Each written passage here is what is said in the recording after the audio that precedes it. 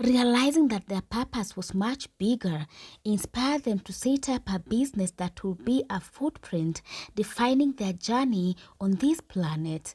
The beginning was interesting. The thing was we had reached a point where we really wanted to do something for ourselves.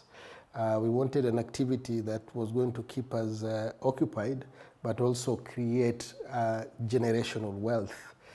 If you look at some of the families that have extended in terms of their wealth generation, a majority of them are in manufacturing. After toying around with several ideas, they settled on the simplest idea but most powerful symbol of what it takes to start a journey: a pencil.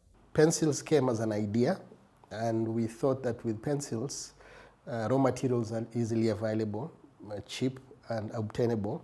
For the two brothers, the founders of the Momo company, a pencil signified a new life, new hope, education, empowerment, and freedom.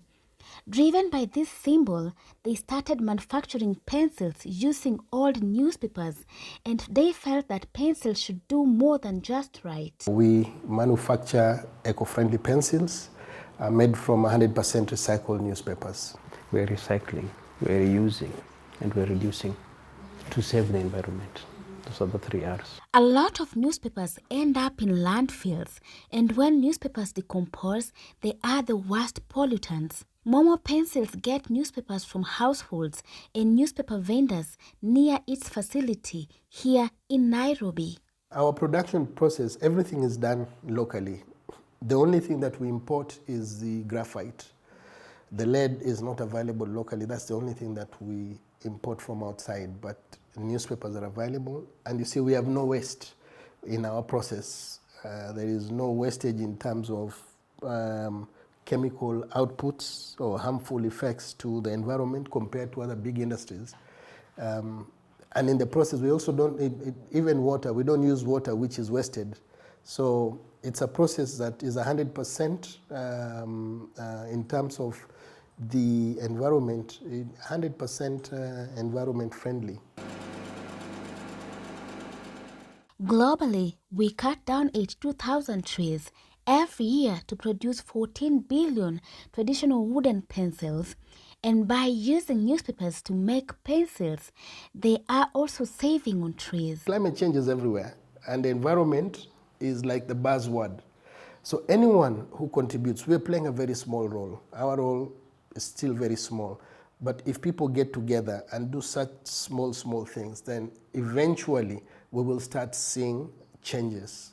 A change of moving from wooden pencils to eco-friendly pencils will mean less trees are going to be cut. So now it is your time to plant trees.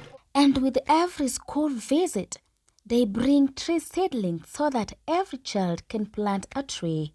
They have planted over 10,000 trees. But Momo's mission goes beyond saving trees.